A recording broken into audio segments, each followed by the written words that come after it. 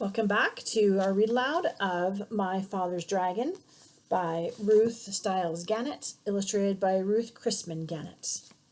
Chapter 4. My Father Finds the River.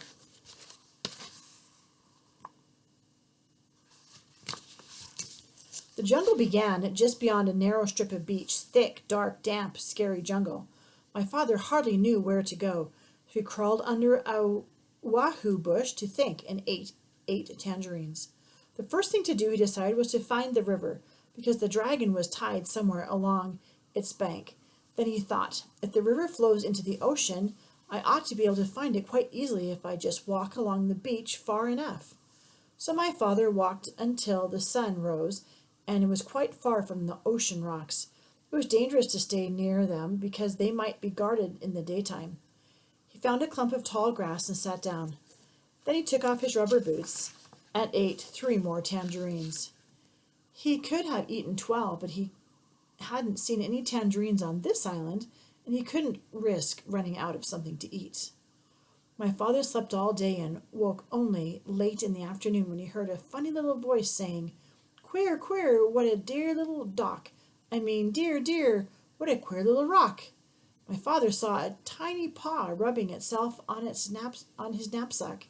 He lay very still, and the mouse, for it was a mouse, hurried away, muttering to itself, "I must smell Tam Duddy. I must tell somebody." My father waited a few minutes and then started down the beach because it was almost dark now, and he was afraid the mouse really would tell somebody. He walked all night, and 2 scary things happened. First, he just had to sneeze. So he did, and then somebody close by said, "Is that you, Monkey?" My father said, "Yes." Then the voice said, "You must have something on your back, Monkey." And my father said, "Yes," because he did. He had his knapsack on his back. "What do you have on your back, Monkey?" asked the voice. My father didn't know what to say, because what would a monkey have on his back? And how would it sound telling someone about it if it did have something? Just then another voice said, "I bet you're taking your sick grandmother to the doctor's." My father said, "Yes," and hurried on. Quite by accident, he found out later that he'd been talking to a pair of tortoises. The second thing that happened was that he nearly walked right between 2 wild boars who were talking.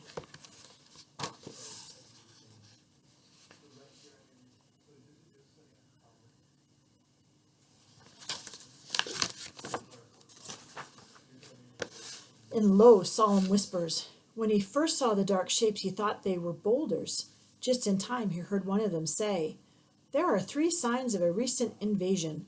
First, fresh tangerine peels were found under the wahoo bush near the ocean rocks. Second, the mouse reported an extraordinary rock some distance from the ocean rocks, which upon further investigation simply wasn't there. However, more fresh tangerine peels were found in the same spot, which is the 3rd sign of invasion. Since tangerines do not grow on our island, somebody must have brought them across the ocean rocks from the other island, which may or may not have something to do with the appearance and or disappearance of the extraordinary rock reported by the mouse." After a long silence, the other boar said, I think we're taking all of this too seriously. Those peels probably floated over here by themselves, and you know how unreliable mice are. Besides, if there had been an invasion, I would have seen it." "Perhaps you're right," said the first boar. "Shall we retire?" Whereupon they both trundled back into the jungle. Well, that taught my father a lesson, and after that he saved all his tangerine peels. He walked all night, and towards morning came to the river. Then his troubles really began.